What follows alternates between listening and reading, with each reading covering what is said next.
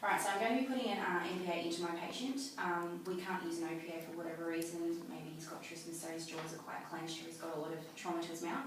So the very first thing I'm going to do is I'm going to measure up my NPA. So I'm going to take it and measure it from the tragus to the tip of the nose, and that looks like it's the right size.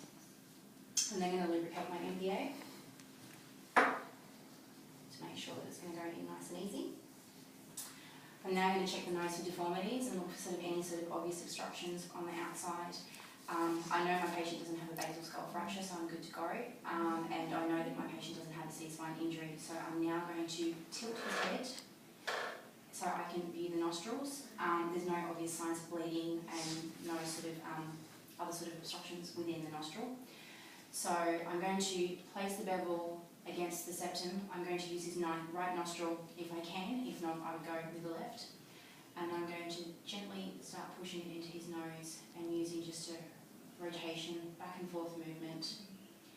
If I encounter any sort of resistance, I'm going to stop. And I'm just going to gently rotate it back and forth until it slides all the way in and it's flush with his nostril.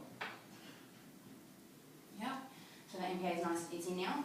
I'm then going to visualise his chest for bilateral entry. I'm then going to auscultate his chest to make sure that the airway has gone in and he now has an intact airway.